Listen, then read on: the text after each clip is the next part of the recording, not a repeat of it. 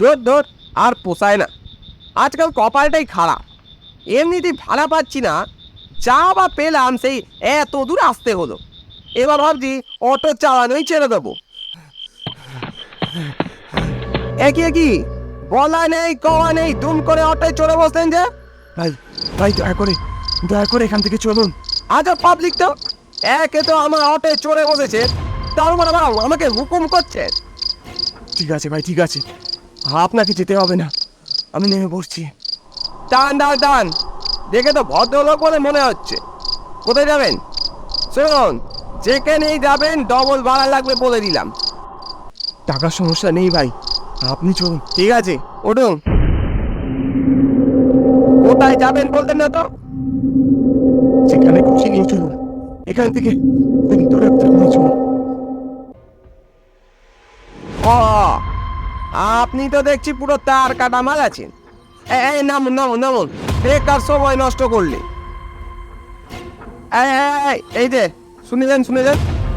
হ্যাঁ শুনুন, আপনাকে দেখে না আমার খুব সন্দেহ হচ্ছে। কি ব্যাপার বলুন তো? এত রাতে এসব এখানে ওদিক থেকে কোত্থেকে আসছিলেন? জেল থেকে। কে? জেল থেকে? জেল থেকে ছাড়া পেলেন এত রাতে?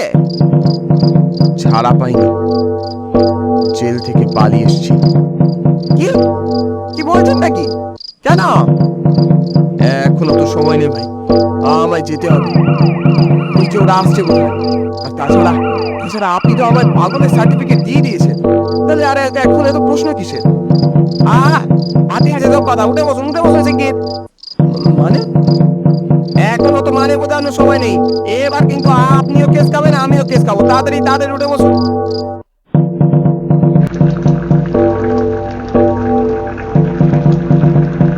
এবার কাহিনীটা কি খুলে বলবেন?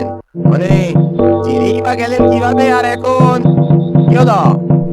বলতে কি কোনো অসুবিধা আছে? না, কোনো অসুবিধা নেই। আপনার সব প্রশ্নের উত্তরগুলো লুকিয়ে রয়েছে ওই যে ওই অন্ধকার গলিগুলোর মধ্যে।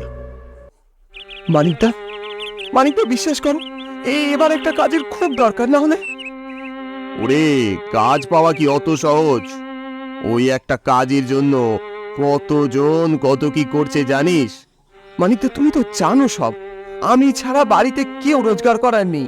আর তার উপর যে কটা টিউশনি করতাম সবই লকডাউনে বন্ধ হয়ে গেছে, আর এই মুহূর্তে কেউ রাখতেও চাইছে না। বাড়িওয়ালা বলছে এই মাসের ভাড়া না দিতে পারলে উঠে যেতে হবে। আর আমি যে কি অবস্থার মধ্যে দিয়ে যাচ্ছি তোমাকে কি বলবো। আমি সব বুঝি রে জয়, কিন্তু তুমি যা বলবে আমি করব, কিরানির কাজ, ঝাড়ুদারের কাজ, যা বলবে। তোর কি মাথা খারাপ হয়ে গেছে? অঙ্কে গোল্ড মেডেল পাওয়া ছেলে তুই, তুই কিনা এইসব ঝাড়ুদারের কাজ করবি বলছিস? শোনো মানিকদা, পকেটে যদি টাকা না থাকে না, ওসব দিয়ে কিচ্ছু হয় না। ঠিক আছে ঠিক আছে, তুই চিন্তা করিস না, আমি দেখছি কি করা যায়। আমি জানতামও না আমাদের এসব কথাগুলো পাশ থেকে কেউ একজন শুনছিল। মানিকদা উঠল। মানিকদা চলে যাবার পর লোকটা আমার সামনের চেয়ারে এসে বসলো। তার পরনে কালো ব্লেজার, পকেটে দামি মোবাইল। কিছু বলবেন? সত্যি কথা বলতে, আমি আপনাদের কথা শুনছিলাম।